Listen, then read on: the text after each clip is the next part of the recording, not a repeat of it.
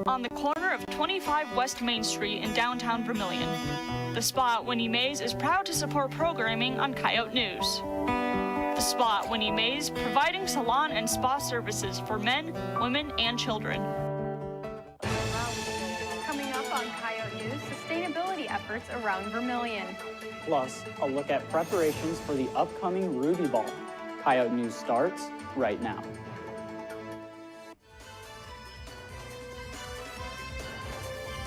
Live from the Al Newharth Media Center, this is Coyote News. Good evening, I'm Delaney Nellis. And I'm Philip Larson. We'll have those stories and more, but first. Over the last 2 days, Charlie's Bookstore in the Muck hosted a graduate fair for seniors. From 1 to 5 today, the bookstore had various tables set up for graduating students to visit. Each table had different items and information for the students regarding the upcoming graduation ceremony and the future beyond it. Students were able to shop for graduation gear and celebration essentials while learning more about post-undergraduate steps. The Alumni Association, grad school, and other campus services were available for students to ask questions. USD will host the commencement ceremony on Saturday, May 8th in the Dakota Dome. The International Club hosted the Festival of Nations on March 2nd. The event typically has about 350 attendees. However, due to COVID-19, the Muck Ballroom had limited seating of 100 people. In past years, Festival of Nations offered different cultural dishes made by international students. To take precautions during the pandemic, the International Club decided to order from local food vendors instead. Usually, international students will dress in clothing matching a specific cultures and perform a song, a dance, or play an instrument that highlights their cultures. However, this year included pre-recordings of past performances at the event. With Earth Day next month, a local Vermilion organization is working on bringing environmental awareness to its citizens through a variety of activities. Sam Johnson showed us what they have planned for this year. Since 2014, the Greening Vermilion organization has worked to help residents come together around sustainability issues with a variety of activities. This year, a number of new features are being introduced. One of the new events this year is the Sewer Stampede, a 5K walk-run that takes place alongside Vermilion's storm drain system. Well, the route will go along the stormwater to increase awareness about stormwater management. So that's one new event. Another new event that we're adding to the USD Earth Day Fair is a clothing swap. And so during the Earth Day Fair, people will have the opportunity to bring in, clothes that they don't need anymore, and then look through what other people have brought in and potentially take new clothes. Besides the clothing swap, more new events are scheduled for Earth Days 2021, including a panel on water law and a visit from an artist. Nina Elders is her name, and she will do listening sessions sort of with different groups to collect information around the idea of sustaining things over time. And then later this summer, she'll paint a mural here in Akeley Lawrence Science Center related to that information that she collects. Other events planned for this year's Earth Days are tree plantings on campus and at Barstow Park and a farmer's market. Reporting for Coyote News, I'm Sam Johnson. Thanks, Sam. Vermilion Earth Days is scheduled for the week of April 19th through the 24th. Phil, with all the rain we've been getting the last few days, what's the weather got in store for us? Well, Delaney, the rest of the week is going to be a bit of a mix. Right now, it's a partly cloudy 47 degrees outside, with the low for tonight coming in at 29 degrees. Tomorrow should be mostly sunny, bringing a high near 55 degrees and a low of 33. Friday brings cloudy skies and a high of 59 degrees and a low of 40. This weekend offers scattered showers, with Saturday there being a high of 56 degrees and a low of 35. And that is all for your Coyote weather. Thanks, Phil. Still to come on Coyote News, the National Music Museum comes closer to its reopening.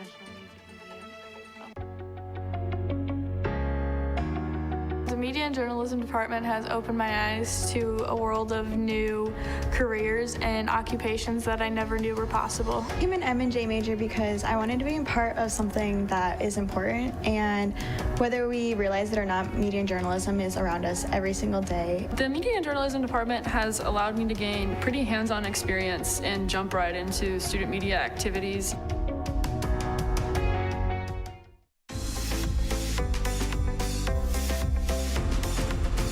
Gallagher Center for Experiential Learning and Education Abroad provides students once-in-a-lifetime opportunities through many of our student-centered programming. Through the Gallagher Center, I can find experiences such as service learning, study abroad, national student exchange, and undergraduate research. Visit our website to learn more about all the cool things you can do through the Gallagher Center. This is Coyote News. Preparations are underway for USD's annual Ruby Ball. A portion of the proceeds will go to the Dakota-thon and the Children's Miracle Network. The ball is put on by the Union of African American Students organization. This will be the third Ruby Ball held at USD. The formal event is $10 in advance or $15 at the door. Food will be served and a photo booth will be available at the event.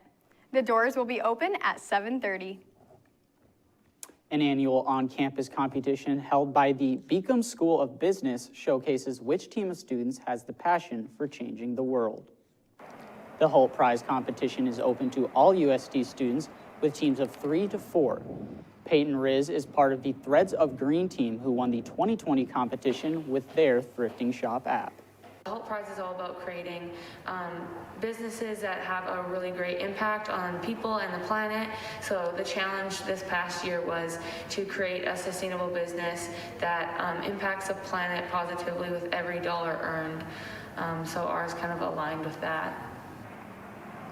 The team went on to win the national competition in Boston, Massachusetts, earning $100,000. Riz and the rest of the team will head to London to represent the U.S. with their new app. Women's History Month was established in 1987. Coyote News' Rachel Peckosh is live in the Muck to learn more about the significant month. Rachel? Thanks, Delaney. I'm here with Associate Professor of History, Sarah Lampert. So, Sarah, many campuses are observing Women's History Month. How are we observing it here at USD? So we just held an event a week ago with a guest speaker, Professor Martha Jones, talking about Black women's fight for the right to vote. Awesome. And as USD observes Women's History Month, what do you believe the most common thing is that students don't know about women's history? Well, I think that women's history is all around us. I'm so glad that you brought me in to talk a little bit about it, but it's really about our desire to pay attention to women's lives and stories and seek them out. And do you think that at some point we will begin to observe women's history as a part of our general history instead of being separated? Well, I certainly do, because I'm a women's historian, and it's really important to me in all of my courses to really center women's experiences and voices. But I think it's still important to make sure that we set aside time to really focus on the lives and experiences of different groups in history. Awesome. Thank you so much for talking with us today, Sarah. Thanks. Live in the Muck, I'm Rachel Peckosh. Thanks, Rachel. The National Music Museum pushes closer to reopening each day. Coyote News' Caitlin Sterling gives us an update on the museum's construction. Construction of the museum first broke ground in 2019. The decision to add on to the National Music Museum allows for new casework for instruments and other rare items to be displayed in, as well as a new performance hall. There's a lot of rare items in this museum. We have everything from Renaissance era masterpieces like the King Cello that dates back to around 1560, a lot of Strad and Amati stringed instruments, to modern day celebrity instruments like guitars from Elvis and Johnny Cash, B.B. King and others. This is, simply put, the finest historic collection of musical instruments in the world. Director of the museum, Matt Collinsworth, says that the expansion is going to give the visitors a completely new and enriching experience. The reasoning for the addition is due to the collections and programs that are continuing to grow. This fall, the National Music Museum is hoping to incorporate programs into the new wing, but with limited capacity. However, the reopening of the museum will be in 2022. We also are often involved in teaching museum studies courses here. We have a classroom that will make those things possible that we can also use for visiting high school or elementary school groups when they come. The grand reopening of the museum is planned for the late summer of 2022, which will be around the time that the fall semester begins for USD. Reporting for Coyote News, I'm Caitlin Sterling. Thanks, Caitlin. The National Music Museum, located on Clark Street in Vermilion, will continue to be closed for renovations. The Talking Change, Making Change seminar is designed to make students into leaders in an increasingly complex society. The Center for Diversity and Community chose the theme of cultural connections for their discussions.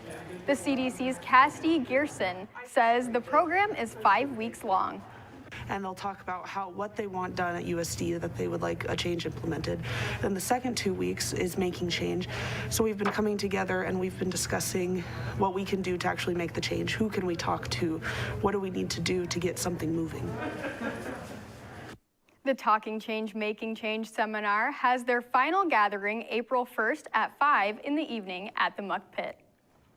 Sierra, we're out of the NCAA tournament, so what's next? That's right, Delaney. We're going to hear from Deputy Athletic Director Mike West about that and more.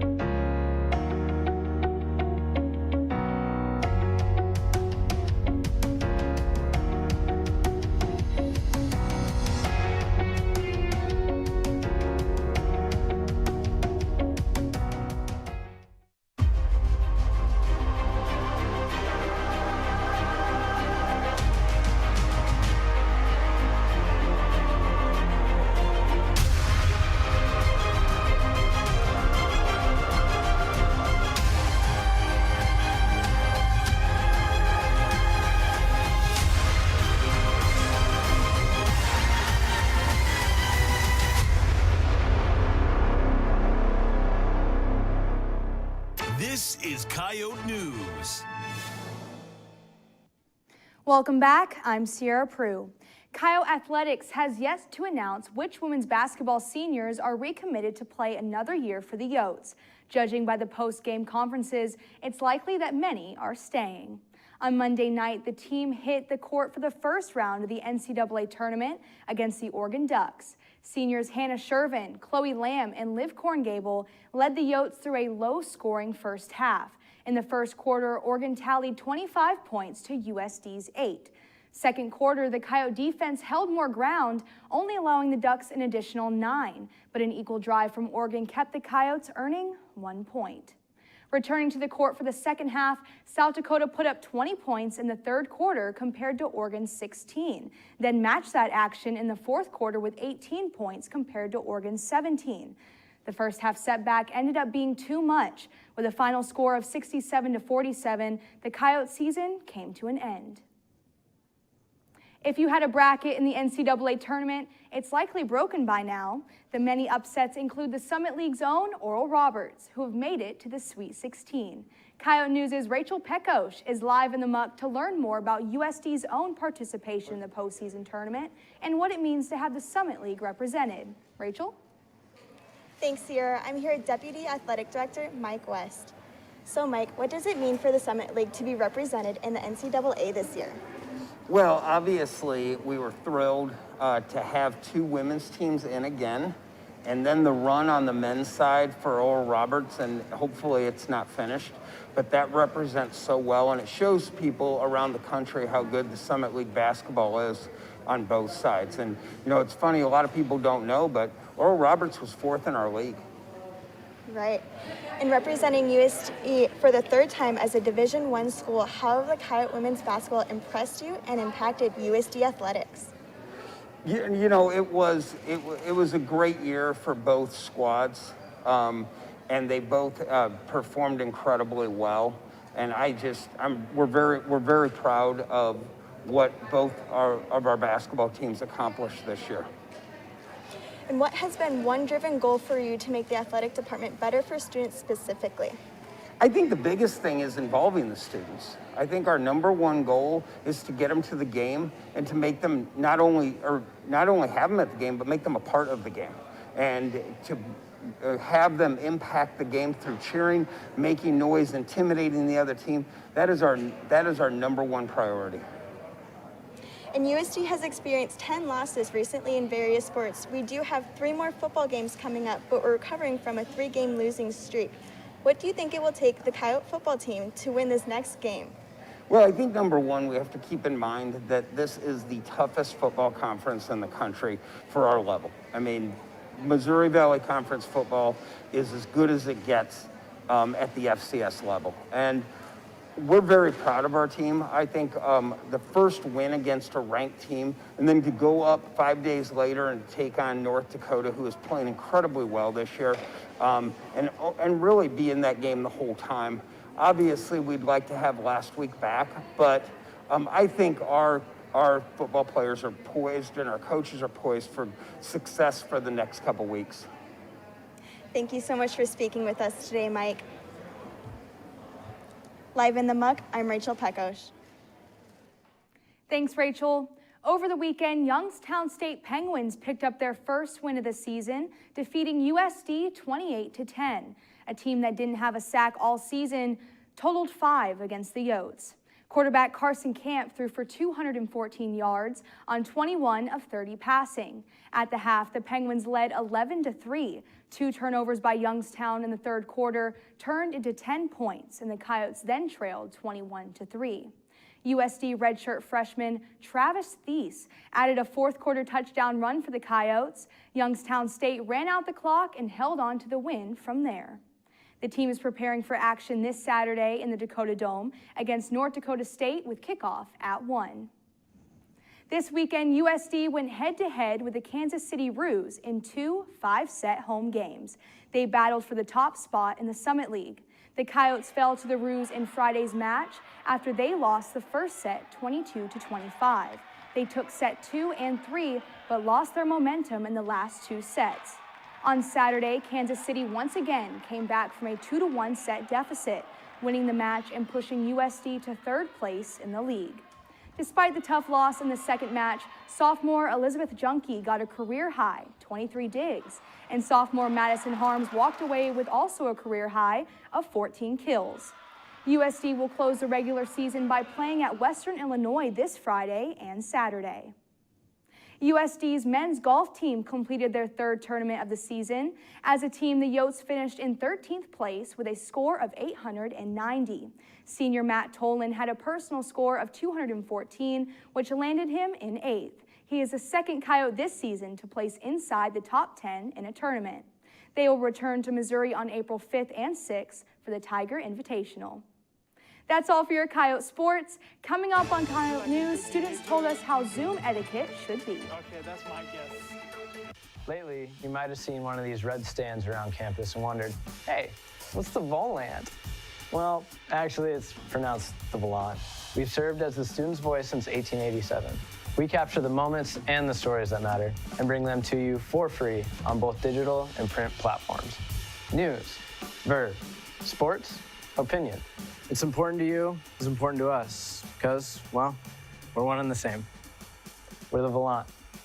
Pick us up. PAVE is promoting awareness, victim empowerment, but it's more than that. PAVE is hope, community, inspiring, change, friendship, diverse, USD, understanding, important, dedicated, powerful. PAVE is shattering the silence of sexual violence. This is Coyote News. Due to the ongoing pandemic, Zoom class has become the new normal. In this week's Out and About, we asked students what they think proper Zoom etiquette is. Here's what they had to say. Good Wi-Fi, being able to run and not get kicked out.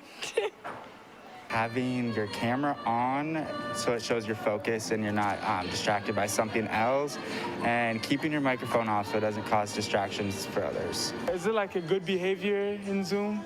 Yes. Okay, that's my guess. And being well dressed.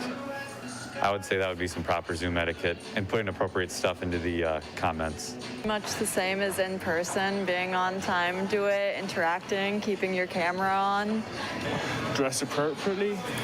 Leaving your camera on and not being on your phone, and also not stuffing your face during a meeting. That's probably my biggest pet peeve. Fairly dressed, doesn't look like you just got out of bed. Wearing clothes, right?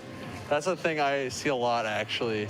You'll see people laying in bed in pajamas or even with a shirt off. It's like, come on, dude, you know what I mean? I would say for your morning Zoom classes that do not require a webcam to be on, I would say make sure you're eating a good breakfast and staying awake so you are not tempted to take a snooze during your class. I would have to say that you need to make sure that you are dressed appropriately just in case your professor does ask you to turn on that webcam. A video captured by a continuous flight of a drone as it passed through a bowling alley in Minnesota is captivating the internet. A drone operator shot an 87-second video in a Minneapolis bowling alley last week to raise support for the business. The operator didn't expect it to be viewed hundreds of thousands of times on social media or to win high praise from Hollywood directors. The video has nearly 2 million views. For the entire video, you can search Right Up Our Alley on YouTube. Be sure to pick up this week's issue of The Volant, talking more about the impact of the American Rescue Plan will have on South Dakota. That's all for Coyote News. Be sure to like us on Facebook and follow us on Twitter, Instagram, and Snapchat. And watch and listen for the Coyote Daily News updates throughout the week on KAOR and the Coyote News social media pages. Thank you for joining us, and have a great night.